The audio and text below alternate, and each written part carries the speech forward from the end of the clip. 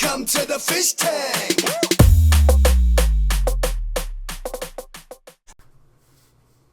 Hey everybody, Fishman here. Welcome to another video.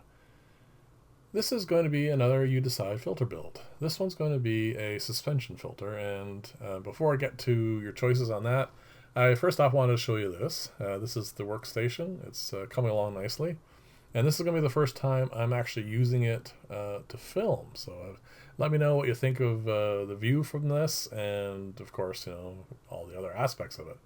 The frame that's on top here, which I'm going to do the recording from, it's just a temporary. I built it, just slapped it together to give me, like, I don't know if I really want to do it this way, so it's my test for this. I just put a quick hole in the top of the frame and also put a little acrylic bracket just to sit in place there, also just to hold it in place and so my phone doesn't fall on the floor. So anyway, the other thing I want to talk to you about, because of all the crazy stuff with the virus in the world lately, a lot of my clients are going to be closed for the next few weeks, so I'm going to have a little extra time. And I thought I would take advantage of this, because when you work 60 hours a week on average and you're going down to about 20 or 30, it's kind of hard to slow down, and I don't really want to, because once hopefully this all passes, I won't have gotten too lazy or anything. So another thing I was thinking of doing was another You Decide build, but in this case, instead of doing a filter build or whatever, I mean, I have set up a number of fish rooms over the years, but I mean, a lot of people aren't going to have much in the way of money for taking care of fish rooms and stuff. So I have a couple of ideas for how to build that sort of thing, but really on the cheap, like pretty much no money at all involved. And I would like to do that as a viewer input build as well. So let me know below if that interests you at all, and if there is enough interest in it, I will definitely get around to that, and we'll see how that all goes. But let's get on to this particular build. Suspension filters are actually quite interesting because they have a really high capability for biofiltration because of the way they act.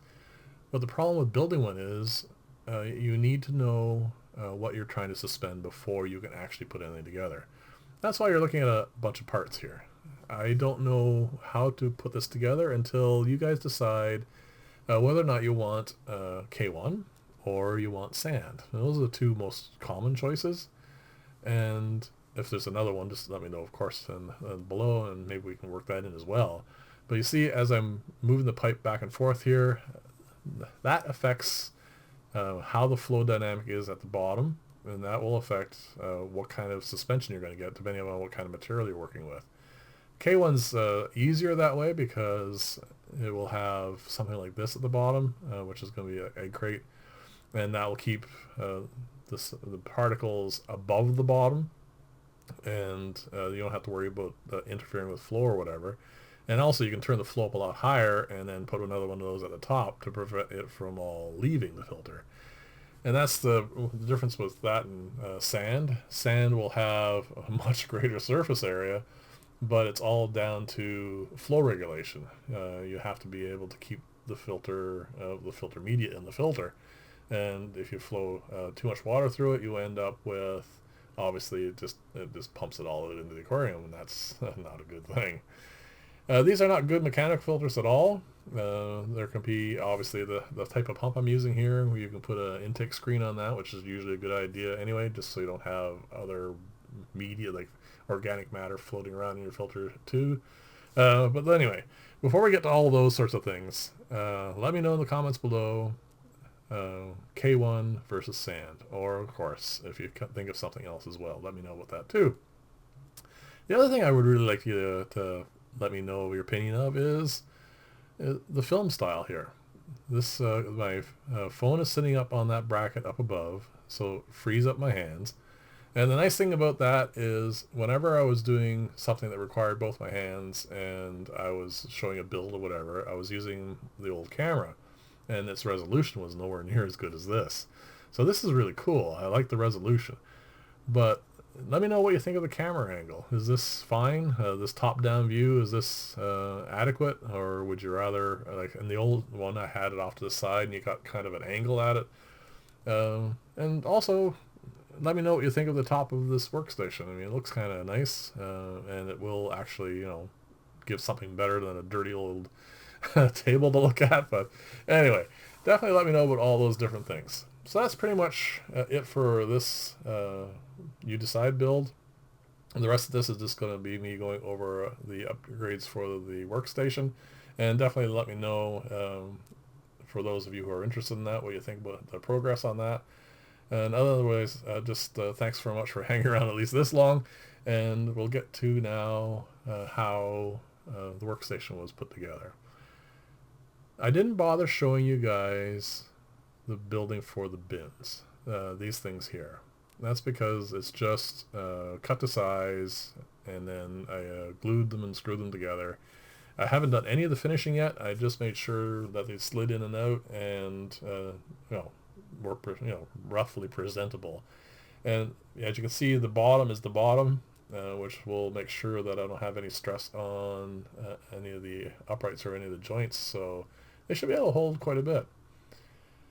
Now what I want to do to finish these is I want to cap the front, and I want the front to be flush with the leading edge for the top. So it's all going to slide right in there, and it's going to, like I said, the front of it should look exactly the same as the top. Now this side, this right here, as I've only done one coat so far, but I think I'm going to do another coat for that. But as I swing around to the back, one of the things I did differently for the back is I was kind of not deciding what, I didn't know whether or not I was going to cap these or whatever. So what I decided to do in the end was I just put wood filler in them and then gave it a rough sanding, not a fine sanding. And then I just gave it one coat of the oil because I want to see if that not as thorough a finish will hold up as well. I mean, the whole point of this is to test stuff out, so that will help quite a bit. Now, these little brackets you see here, they are going to be used to hold the facing on. I want the fronts of these drawers to look exactly the same as the top. So what I'm going to do is I am going to clamp on the front. Well, here, this is it here. And then I'm going to use dowels to hold it in place so it looks exactly the same. Now, what I've done here is I've cut this to length, and I centered the hole here at the drawer height where I want it to be. So when I split that, it will actually be exactly where I want the drawer pull to be. So there you go. You end up with a nice half. I'll sand this all down, of course, and that will be the front of the drawer, or each of the drawers.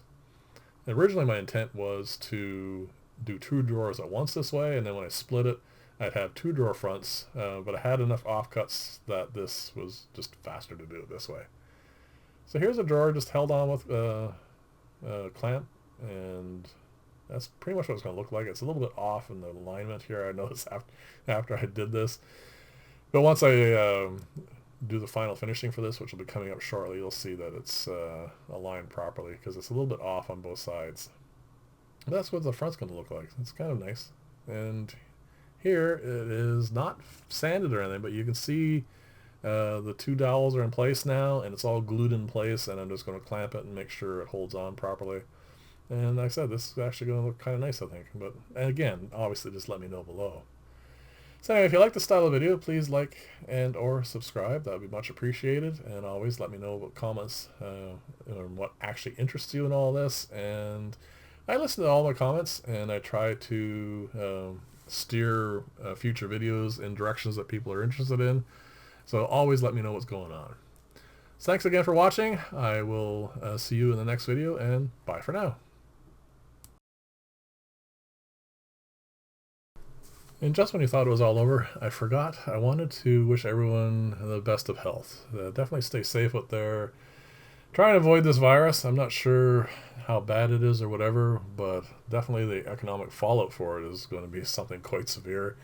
So stay safe, stay well, and well, one thing nice about YouTube is won't be exposed to a virus while you're making videos in your basement. So take care, and I'll talk to you all later. And bye for now.